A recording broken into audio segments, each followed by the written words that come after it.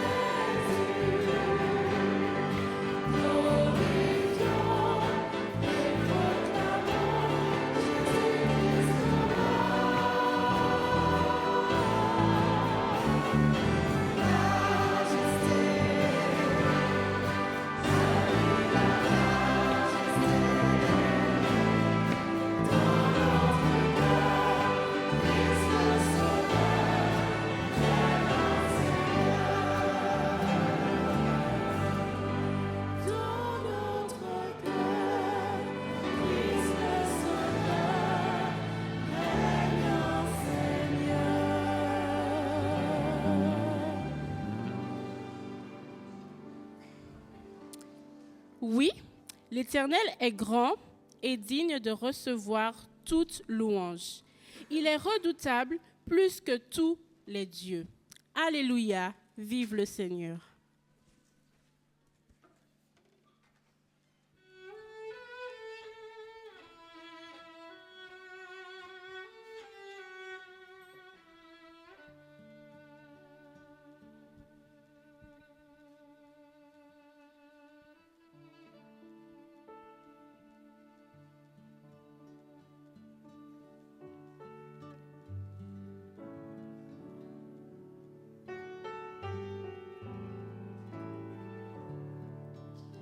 Nous te glorifions, ô roi des rois, nous te glorifions, Seigneur, nous te glorifions, agneau de Dieu, éternel de tout-puissant.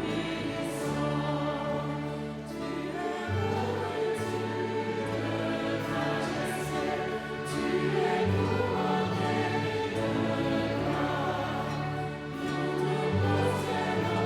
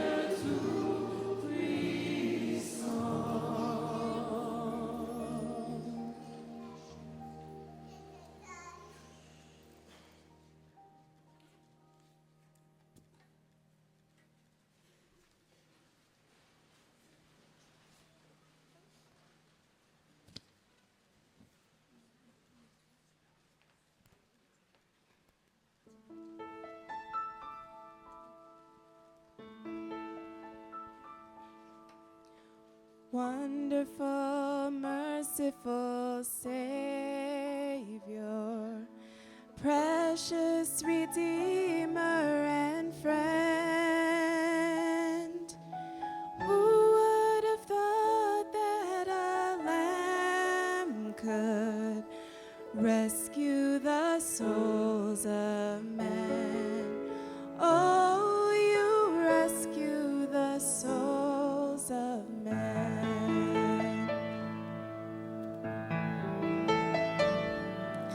Conseiller, réconfort, berger, celui que mon cœur me cherche,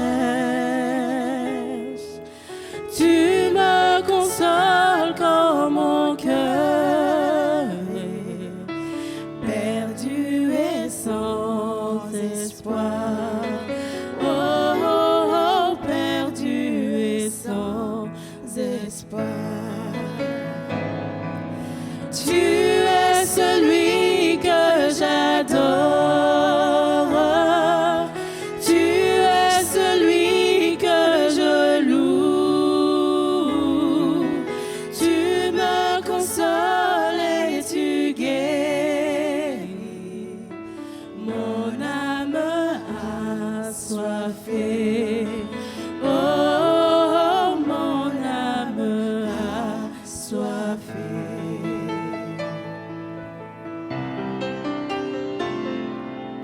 Éternel, tout-puissant Père, fidèle envers tes enfants, dans ma faiblesse tu m'as trouvé, courbé devant ton trône. Oh, oh, oh, courbé devant ton trône. Tu es celui que j'adore,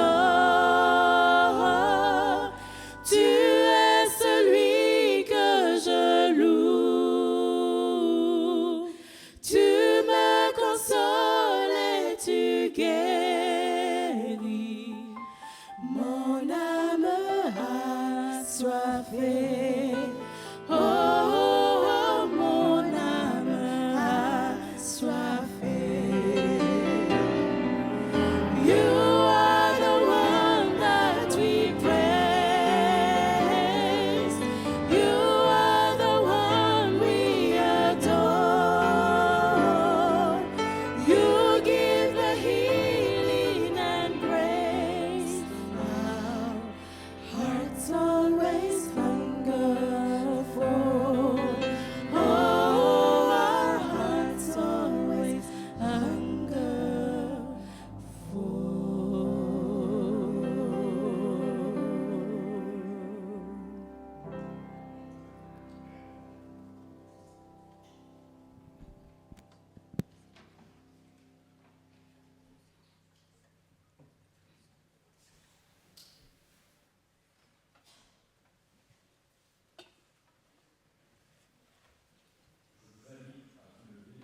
et à prendre la position qui vous convient.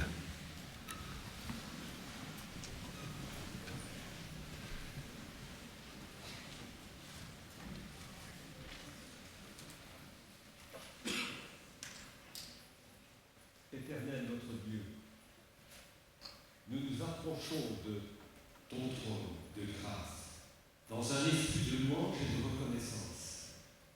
Nous t'aimons non seulement pour ce que tu accomplis dans nos vies, mais aussi et surtout pour qui tu es, notre Créateur et notre Rédempteur, en la personne de Jésus, qui s'est donné.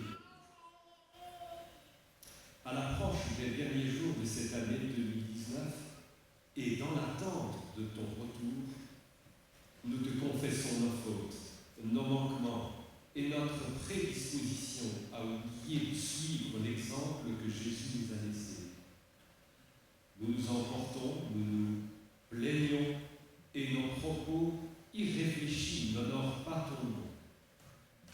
Nous te demandons pardon pour tout cela et implorons ton secours pour surmonter nos défaillances à l'avenir. Nous te remercions pour la paix que tu fais régner dans nos cœurs, mais nous te demandons de faire taire les grandes injustices et les profondes divisions répandues dans ce monde. Que toutes les actions entreprises pour rétablir la paix et un juste partage des ressources et des richesses puissent aboutir, en particulier durant cette période de Noël. Que nous puissions goûter aux joies de partager en famille, entre frères et sœurs, avec nos amis, les merveilleuses promesses qui sont devant nous, sans oublier celles et ceux qui sont seuls, découragés, affaiblis par la maladie ou frappés par le deuil. Nous restons à l'écoute de ta parole, à l'écoute des prophètes que tu as suscités et à l'écoute de notre berger, Claude Pélisser, que nous te demandons de bénir. Nous t'avons prié au nom de Jésus. Amen.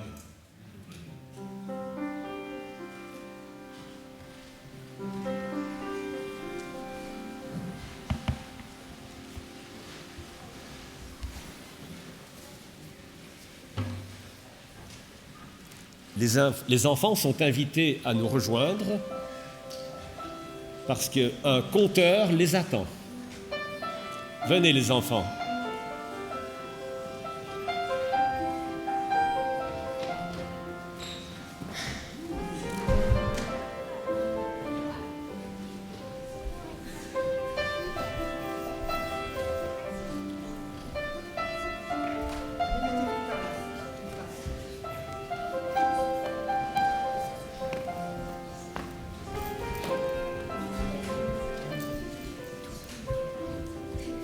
Alors, j'ai tout le monde là? Ah, très bien. Ouh, toi, t'es trop petit là-bas derrière. Viens, viens devant, viens devant. Comme ça, on se voit. Viens, viens, viens devant. Les tout petits, vous venez devant. Venez ici. Allez. Bonjour tout le monde. Bonjour les enfants. Bonjour aussi les grands. Alors, ce matin, je suis vraiment heureux de vous voir tous comme ça. J'ai l'impression que vous êtes tous en bonne santé. C'est très bien, ça. C'est pas grave, on verra plus tard. Alors, ce matin, j'aimerais faire quelque chose d'un peu particulier. J'aimerais que vous suiviez bien mon histoire. Parce que cette fois, je vais me mettre dans la peau d'un personnage biblique. Vous avez déjà un indice là, hein? Un personnage biblique. Alors, celui qui va trouver le nom, ah ben, il me le dit tout de suite. D'accord, je n'ai pas encore raconté l'histoire. Ok? Alors, on y va. Vous me suivez, hein? D'accord. Alors, j'étais comme vous. Petit, pas trop grand. Mais aussi loin que je m'en souvienne, je gardais toujours les troupeaux de ma famille. Non, c'est pas Joseph. Je gardais toujours les troupeaux de ma famille. Ah, tu as déjà trouvé, toi? Je vais finir quand même l'histoire. Oui, oui. Parfait. Je gardais toujours les troupeaux de ma famille. À cette époque, je suis allé avec mon père, mais aussi mes frères.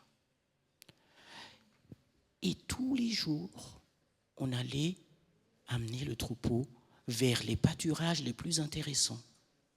Et mon père, il nous apprenait comment on prend soin des brebis. On leur donnait à manger, on leur donnait de l'eau à boire, mais aussi on les protégeait des prédateurs. Vous savez qu'est-ce que c'est que les prédateurs? Ah oui, voilà, vous avez bien compris. Alors, cela, mon père nous a donné une idée. En fait, à chaque fois, quand il vient avec nous, il venait avec une petite lanière, là. Je ne sais pas qu'est-ce que c'est, mais il faisait quelque chose avec à chaque fois. Non, pas le bâton. Et un jour, je lui ai dit, non. Je lui ai dit, est-ce que tu peux nous montrer à quoi ça sert? Et il nous a montré cette petite lanière. Et il nous a dit, les enfants, ça s'appelle une fronde. Avec ça, on peut, oui, chasser les méchants animaux. Alors, au début, il m'a donné ça, et j'ai essayé comme ça. Mais ça tombait à côté à chaque fois. Ça tombait à côté, mais à chaque fois. Et je me suis dit, allez, il faut que je persévère. Et au bout d'un certain temps, vous savez ce qui est arrivé?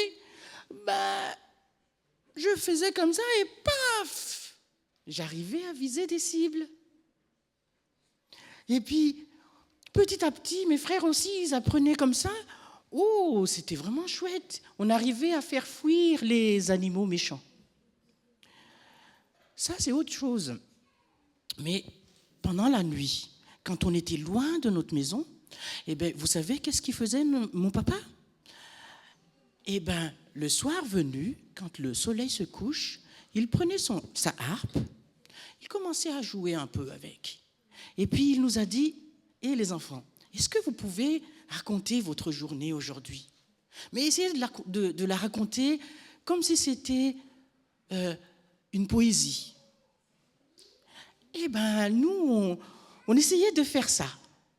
Et moi, je commençais à aimer cette histoire. Je commençais à aimer à raconter nos vies avec la musique. Et quand j'ai vu ça, je me suis dit, papa, est-ce que tu peux m'apprendre à jouer de cet instrument que tu as avec toi? Alors, il m'a donné l'instrument. Et je commençais à apprendre avec lui. Et j'ai aimé tellement ça que la harpe est devenue mon copain. Oui, parce que je lui parlais, je racontais ma vie, je commençais à faire de la composition.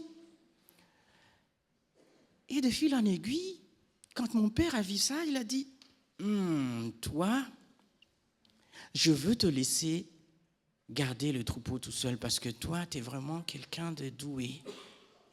Alors, à partir de ce moment-là, il m'a dit, tu t'en occupes. Et je vous assure, à ce moment-là, ce n'était pas une mince affaire parce qu'on avait beaucoup d'animaux. Ah oui, beaucoup d'animaux. Et parfois, j'avais des difficultés à garder les troupeaux. Mais parfois, ils étaient vraiment calmes. Et de temps en temps, il y avait des choses qui rôdaient. Et à ce moment-là, j'avais peur. Parce que j'avais seulement une fronde avec moi et la harpe. Et mon père me disait, tu sais, comme vous le savez déjà, c'est qui? Tu sais, David, à ce moment-là, quand tu as peur, tu dis tout au Seigneur. Tu lui dis, en ce moment, j'ai vraiment peur, je ne sais pas quoi faire. Et en disant ça, j'avais la paix dans mon cœur. Et je dormais sur mes 2 oreilles la nuit. Parce que j'étais vraiment confiant. Tchou-tchou. J'étais vraiment confiant. Et puis, de fil en aiguille, la vie était comme ça, tous les jours. Et dans le pays où j'étais, il y avait de temps en temps des gens qui attaquaient notre peuple. Et mes grands frères, ils sont partis avec les soldats vers les remparts de la ville pour garder la ville. Et de temps en temps, ils repoussaient ces attaquants. Mais un jour, il y avait un problème de taille. Ah ouais, il y avait quelqu'un qui était là et qui était plus grand que tout le monde et qui narguait les soldats. Il disait, oh, vous n'arrivez pas à ma cheville. Et puis, tu as compris? Oui, il est grand, c'est Goliath. Et puis, voilà ce qui est arrivé. Mon père, ne voyant pas mes frères revenir, parce que d'habitude, il ne reste pas longtemps, il a dit, je vais aller voir David et je vais le remplacer parce que là, ça ne va pas. Et il allait me voir. Et puis il a dit, va voir tes frères là-bas, au front, parce qu'il y a quelque chose qui ne va pas. Et je suis allé voir mes frères au front. Et une fois, quand je suis arrivé là, toutes mes expériences sont revenues en moi. Et je me suis dit, mais tiens, il y a un prédateur qui veut attaquer le troupeau. Qu'est-ce que je dois faire? Et je regardais autour de moi. Ah, là, il y a des petites pierres là. Peut-être qu'il faut que j'aille les ramasser. Et je suis allé vers les petites pierres. Et mes frères, ils m'ont vu. Mais David, qu'est-ce que tu vas faire là? Mais il y a quelque chose qui ne va pas devant. Il faut le chasser. Alors, mes frères m'ont dit, non, viens ici. Et ils sont venus. Et ils m'ont pris et ils m'ont dit, non, mets cette armure parce que ça, c'est pas comme ça qu'on va aller combattre le géant qui est devant toi. Alors, ils m'ont mis cette armure et comme moi j'étais comme vous là, tout petit, encore pas très grand, je flottais dedans. Ben oui, je flottais dedans, ça m'allait pas du tout. Je leur ai dit, non, laissez tomber. J'ai laissé tomber. Et moi, je m'avançais vers cet ennemi qui était devant. J'ai pris ma fronde et je commençais à tourner en évoquant le nom du Seigneur. Je tournais et paf! J'ai visé et le géant est tombé. Voilà mon histoire pour ce matin, les amis. C'est une histoire d'un personnage biblique. Et vous aussi, vous êtes des personnages bibliques. Vous allez me demander, mais pourquoi? Rommel, ça vient d'où cette histoire? Vous savez quoi? Qu'est-ce qu'il a dit, Jésus? Il a dit, laissez venir à moi les petits enfants, car, je vais demander aux grands, la suite, le royaume des cieux appartient à qui? À ceux qui vous ressemblent. Le Seigneur a confié aux parents ces petits enfants du royaume, comme Dieu a confié à Marie et à Joseph son fils. Il a une grande confiance à vos parents, mais il a une grande confiance en vous aussi. N'oubliez jamais cela, les amis. N'oubliez jamais cela. Alors, c'est ça ma prière ce matin. Vous allez redescendre et puis un des diacres va vous donner quelque chose là-bas au bout. Alors, vous prenez bien son petit papier et puis quand vous serez à la maison, vous allez demander à vos parents, c'est quoi cette histoire de royaume des cieux, les parents? D'accord. Parce que vous venez de là-bas. À bientôt et très bon sabbat.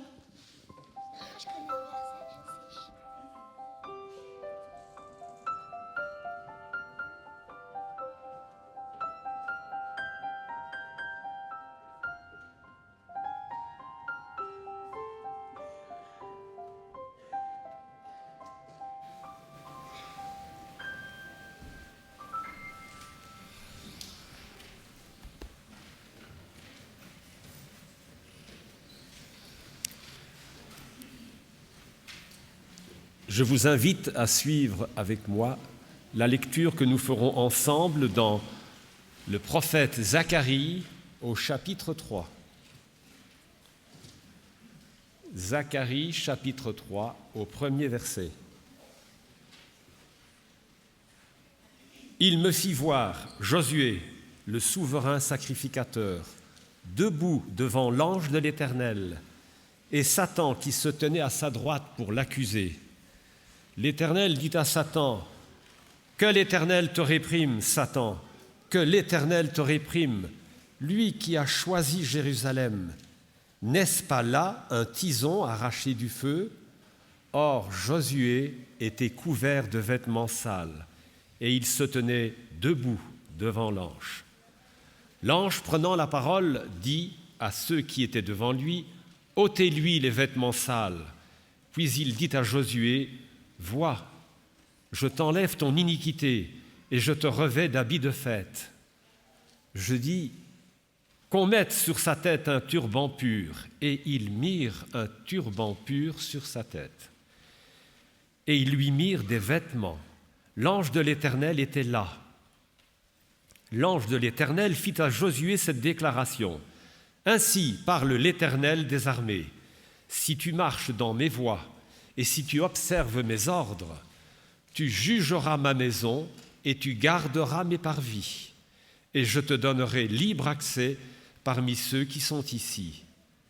Écoute donc, Josué, souverain sacrificateur, toi et tes compagnons qui sont assis devant toi, car ce sont des hommes qui serviront de signe. Voici, je ferai venir mon serviteur, le germe. Car voici, pour ce qui est de la pierre que j'ai placée devant toi, devant Josué, il y a 7 yeux sur cette seule pierre. Voici, je graverai moi-même ce qui doit y être gravé, dit l'Éternel des armées, et j'enlèverai l'iniquité de ce pays en un jour. En ce jour-là, dit l'Éternel des armées, vous vous inviterez les uns les autres sous la vigne et sous le figuier.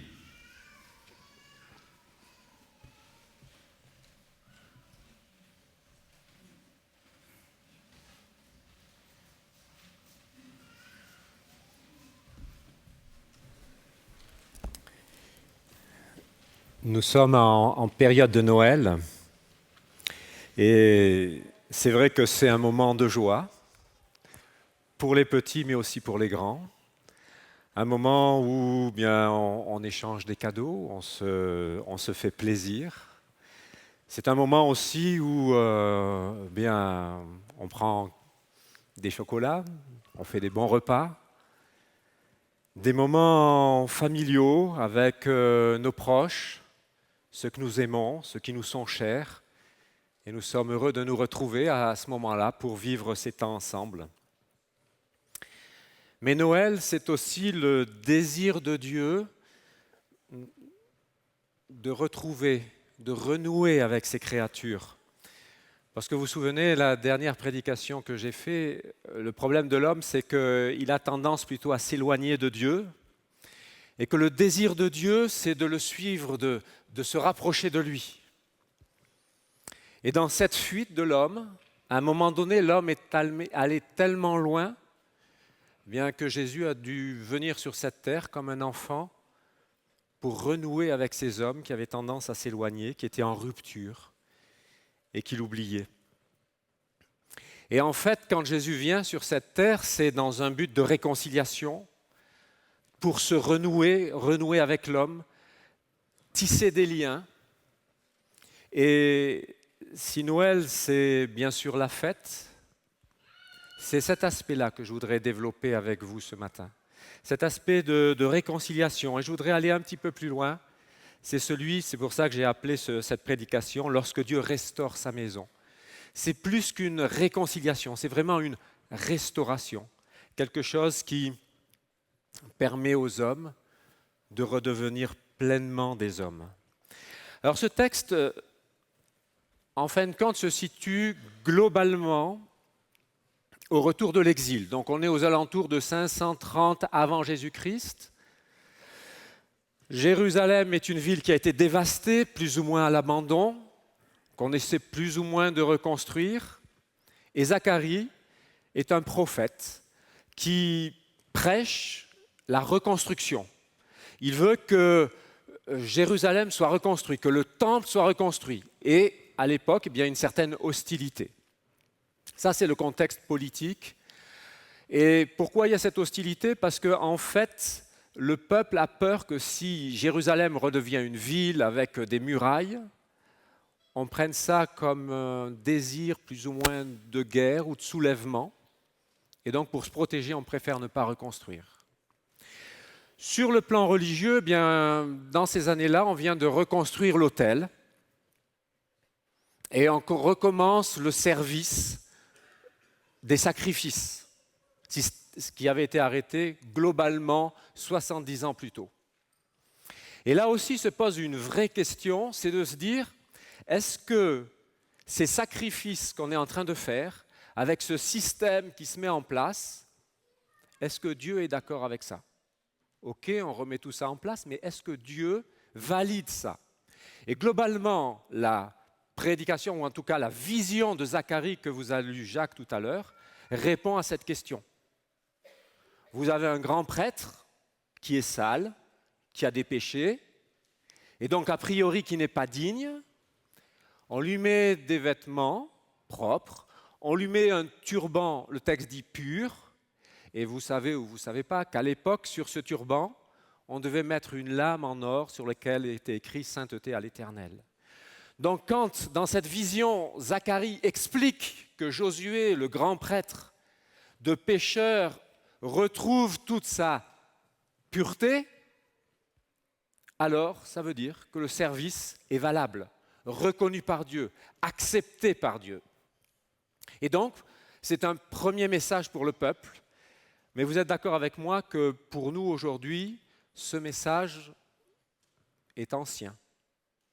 Et ce qui m'intéresse, c'est de savoir, Zacharie, en donnant cette vision, qu'est-ce qu'il veut nous apporter à nous aujourd'hui. Alors quand vous regardez le texte, globalement dans cette histoire, vous avez trois personnages, l'Éternel et l'ange de l'Éternel, qui dans cette histoire est un petit peu le bras, c'est-à-dire celui qui fait ce que l'Éternel dit. Vous avez deux autres personnages, Josué, le grand prêtre, et de l'autre côté, celui que dans nos Bibles secondes, en tout cas, on appelle Satan. Et en fait, dans ce texte, on est dans une situation de tribunal. Vous avez Dieu comme juge, Satan, et en fin de compte, dans l'original, c'est l'accusateur, qui est en train d'accuser Josué. Alors le Satan, comme dit le texte, eh bien, c'est celui qui se tient pour accuser. Et quand vous regardez dans le texte, en 2 versets, vous avez 4 fois le mot accusé ou accusateur. Et d'ailleurs, le mot Satan, c'est vraiment le mot de accusateur. Donc vous avez quelqu'un qui accuse. Et dans ce texte, l'accusateur a raison d'accuser. Pourquoi est-ce qu'il a raison d'accuser? Parce que le texte nous explique que Josué a des vêtements sales. Et quand Dieu dit « ôtez les vêtements sales », qu'est-ce qu'il dit? « Vois, je j'ôte ton iniquité, j'ôte ta faute ». Donc, on est bien dans une situation où il y a accusation, et cette accusation est juste.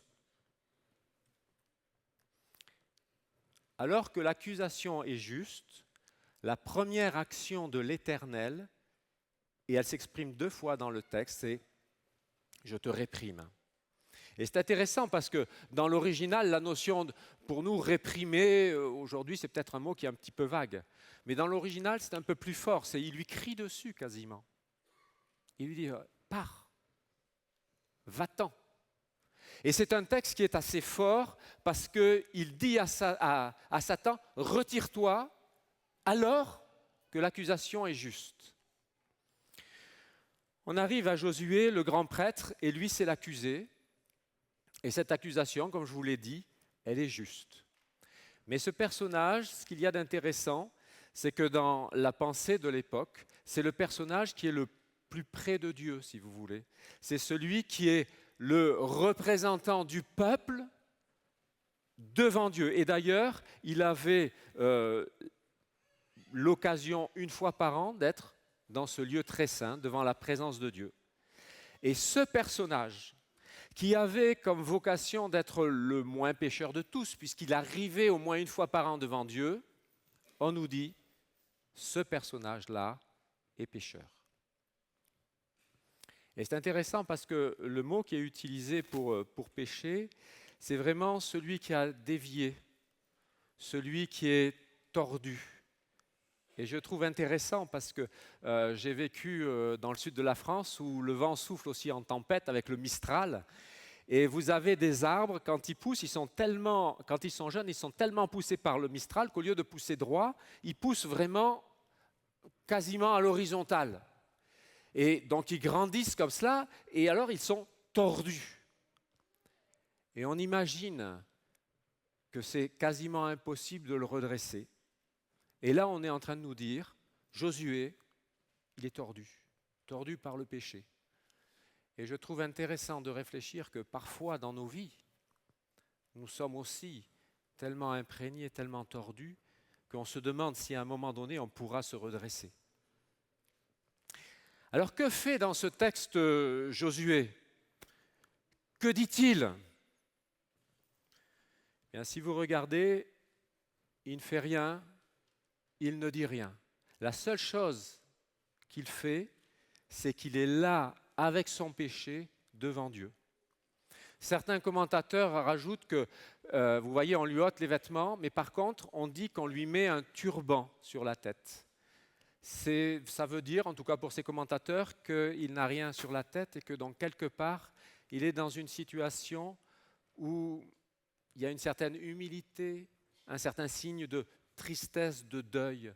Et donc vous avez là un Josué qui est en position, on dirait en termes techniques, de contrition. C'est-à-dire qu'il reconnaît simplement qu'il est pécheur et qu'il est là avec son péché devant Dieu. Il se tient, le texte dit, debout devant l'Éternel. Et vous avez cela encore 2 fois, au verset 1 et au verset 3. Et il se tient avec son péché. Et vous voyez, ça pour ceux qui ont été là à la dernière prédication que j'ai faite, je vous expliquais qu'il y avait une fuite de Caïn, puisque c'était sur Caïn et Abel, et que la question c'est comment à un moment donné on résout le problème. Ce texte est en train de nous expliquer comment on résout le problème. Le problème du péché se résout dans ce texte quand à un moment donné je fuis parce que je suis pécheur. Et comment je règle le problème? C'est quand à un moment donné j'arrête de fuir et je me mets devant Dieu avec mon péché, en reconnaissant ce que je suis. Josué ne dit rien. Il n'est pas en train de dire, tu sais, Seigneur, c'est parce qu'il y a eu ceci, il y a eu cela, tu sais, Jérusalem était abandonnée, c'était pas... Non, il est simplement là, avec son péché, devant Dieu. Et la clé pour renouer, elle se situe là.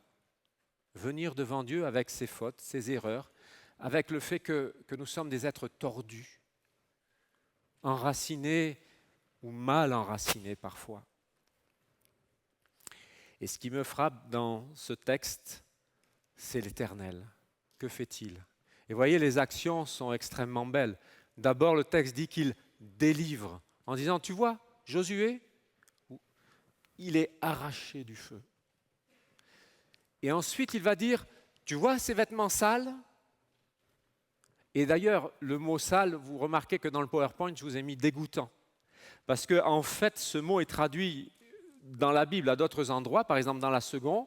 Ce mot que vous avez sale ici, dans le livre d'Ésaïe, on va le traduire par vomissure. Ce même mot dans Ézéchiel, on va le traduire par excrément.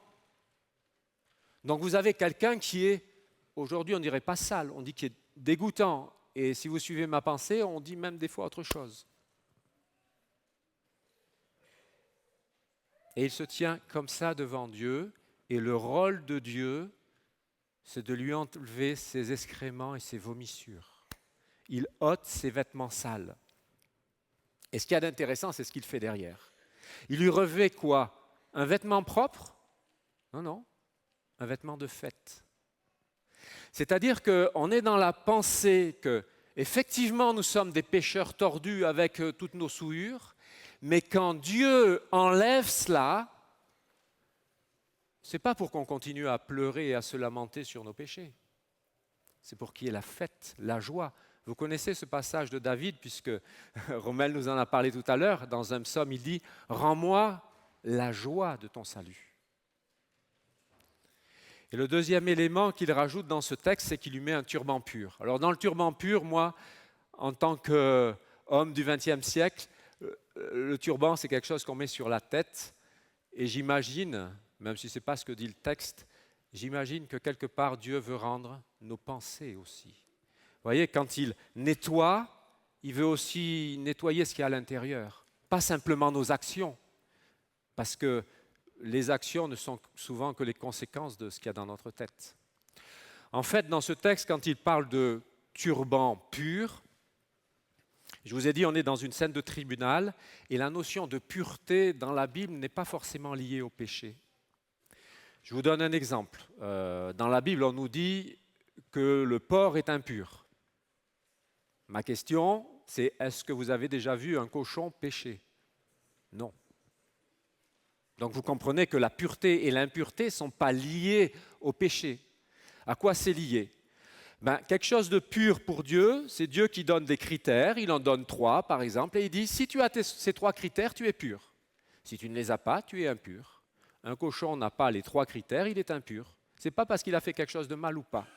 Donc quand on lui dit qu'il met un turban pur sur sa tête, ça veut dire qu'aux yeux de Dieu, il est conforme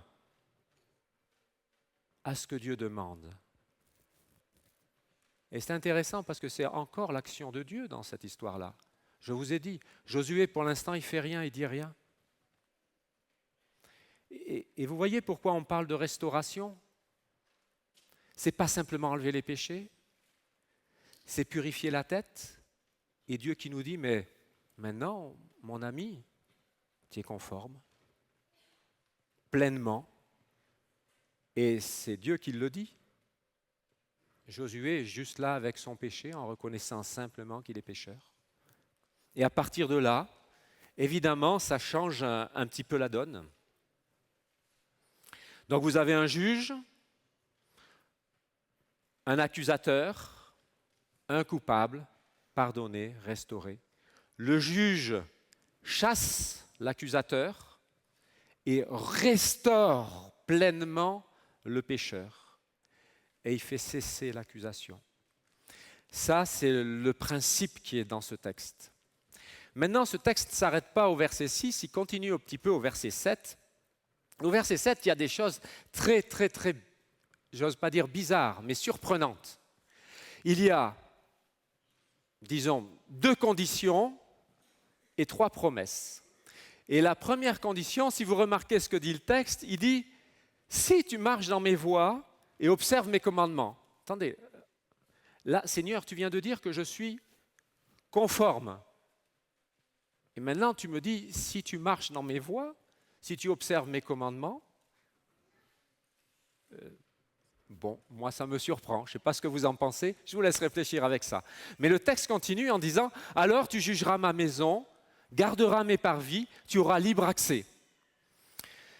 La première chose sur laquelle je voudrais venir, parce que c'est un petit point historique, c'est quand vous lisez, tu auras libre accès. C'est un grand prêtre.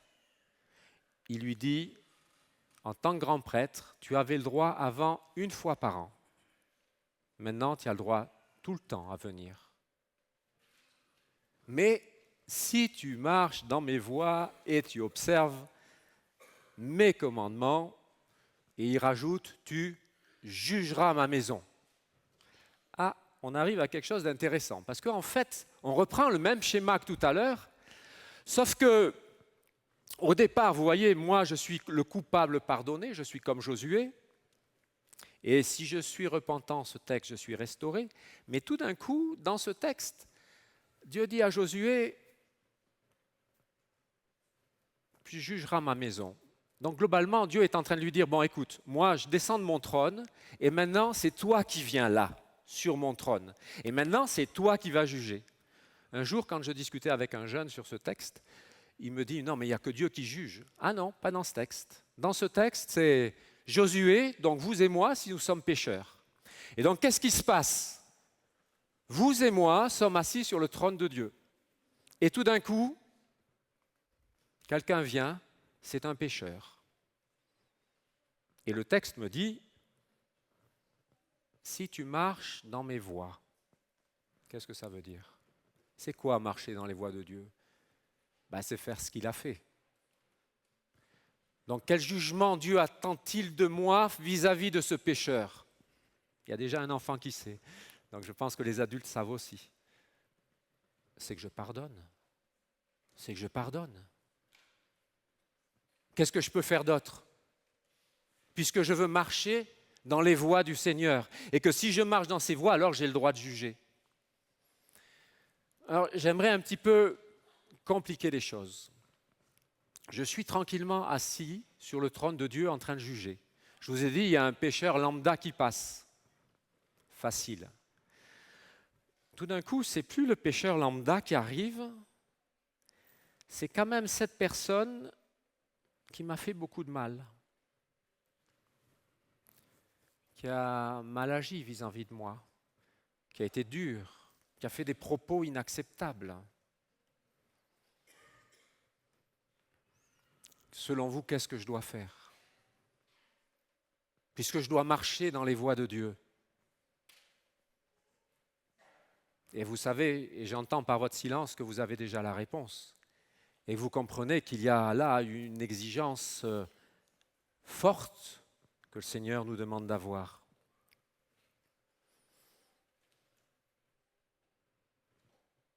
La troisième position dans cette affaire, c'est que malheureusement, parfois, l'accusateur, c'est moi. Et là, le texte est très clair. Le Seigneur crie dessus l'accusateur. Donc le Seigneur est en train de me dire, mon ami, effectivement, peut-être que cette personne a péché. On est d'accord. Je reconnais, puisqu'elle est là devant moi avec son péché, et qu'elle le reconnaît. Maintenant, je vais te dire une bonne chose. Tu n'as pas le droit de l'accuser. Ce n'est pas ton rôle. S'il y en a un qui a le droit de l'accuser, c'est Dieu. Mais moi, non. Pour plusieurs raisons, je n'ai pas envie de rentrer dessus, mais vous voyez, ce texte nous dit qu'il chasse l'accusateur. Et ça, vous voyez, ça me fait réfléchir parce que même sans mauvaise volonté, chacun d'entre nous, et moi en particulier, il m'arrive de critiquer, de dire des choses qui ne sont pas justes, qui sont parfois méchantes, qui ne sont pas bonnes sur les autres. Et le Seigneur me dit, mon ami, ce n'est pas ton rôle, ce n'est pas ta place, j'attends pas ça de toi.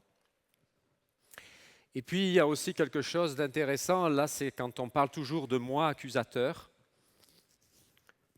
c'est des personnes parfois que j'ai rencontrées, qui ont le sentiment vraiment d'être couverts de vomissures et d'excréments, qui demandent pardon à Dieu. Et Dieu leur dit, je te pardonne. Mais au fond, dans leur cœur, ils se disent, on ne peut pas me pardonner parce que j'ai fait une telle chose. C'est de l'auto-accusation. Et qu'est-ce que dit le Seigneur? Chasse ces pensées, ne les accepte pas. Elles ne sont pas justes. Puisque je t'ai pardonné, tu n'as plus le droit de t'accuser. Tu as juste le droit d'accepter les vêtements de fête pour pouvoir être heureux, d'être pardonné, sauvé, regardé comme conforme. Et je trouve ça aussi important parce que des fois, on a du mal à se pardonner alors que le Seigneur nous a pardonné. De quel droit? Est-ce qu'on est plus grand que le Seigneur? Moi, le coupable pardonné, c'est ces positions de vie qui sont là et que le Seigneur me demande de réfléchir. Et je remercie la prière de Jacques de tout à l'heure parce qu'elle était vraiment dans cette réflexion-là. Et j'aime beaucoup ce prolongement, le verset 8. Parce que le texte nous dit, j'ai envie de le lire parce qu'il est beau, il dit « Ce sont des hommes qui serviront de signes, annonciateurs de la venue du germe ».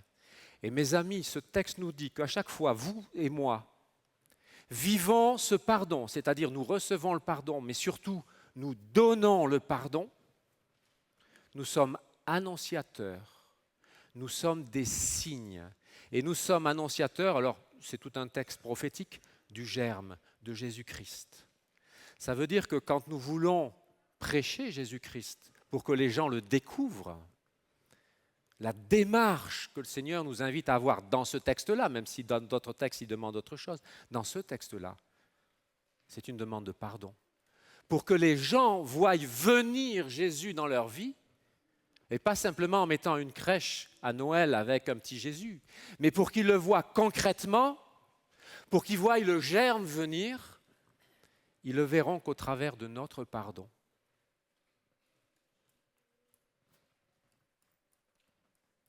Et le texte finit d'une manière vraiment super belle, parce que ça rejoint aussi Noël. C'est qu'il dit, voilà, le jour où vous vivrez ça, mes amis, en ce jour-là, waouh, ça sera la fête. On pourra s'inviter les uns les autres, il n'y aura plus aucune barrière. On pourra être bénis, bénéficier de tous les biens qu'il nous donne, la vigne, le raisin, les figues, vous aurez tout. C'est la fête qui est là. Alors mes amis, nous sommes à Noël. Est-ce que vous voulez faire la fête? Une vraie fête. Une vraie fête, c'est une fête de réconciliation. Alors je ne sais pas, peut-être qu'il y a dans vos vies besoin, nécessité, questionnement sur la réconciliation. Peut-être qu'il y a des blessures, peut-être qu'il y a des choses douloureuses. Je ne sais pas quelle est votre vie, mais je sais que pour beaucoup d'entre nous, ce n'est pas un chemin simple, c'est parfois difficile, et que la vie nous a souvent tordus, blessés, cassés. Mais mes amis, est-ce que ce Noël ne pourrait pas être un Noël de réconciliation et surtout pour chacun d'entre nous, de restauration? Alors que le Seigneur nous bénisse, qu'il nous aide à accueillir cela et qu'il nous donne la force. Parce que je sais que, même si en quelques mots, là, ça paraît très facile, je sais que dans le quotidien, c'est dur, difficile. Mais que le Seigneur nous aide parce que tout ce qui est là vient de lui. Et que le Seigneur nous aide à l'accueillir et à nous transformer. Amen.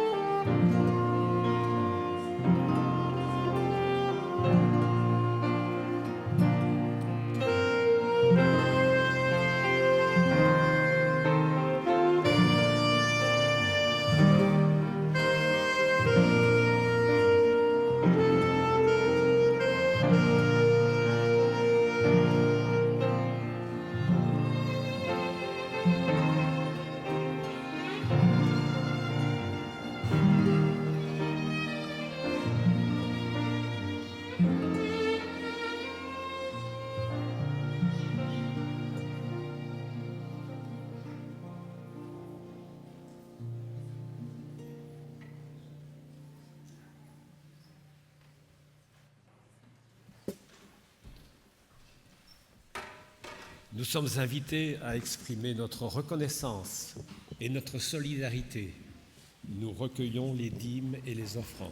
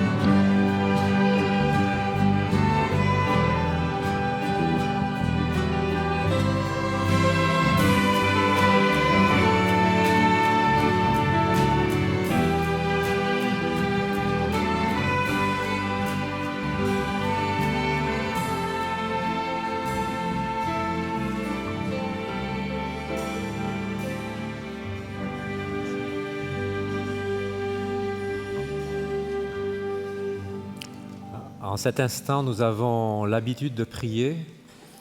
Au lieu de prier, je vais vous proposer un chant qui sera une prière. C'est un chant qui est peu connu et je remercie les musiciens et les choristes de l'avoir appris. Ceux qui le connaissent, je vous invite à le chanter avec nous, donc on se lèvera pour le chanter. Mais pour tous ceux qui ne le connaissent pas, je vous invite à murmurer les paroles, ou en tout cas le lire avec votre cœur, et le vivre vraiment comme une prière. Amen.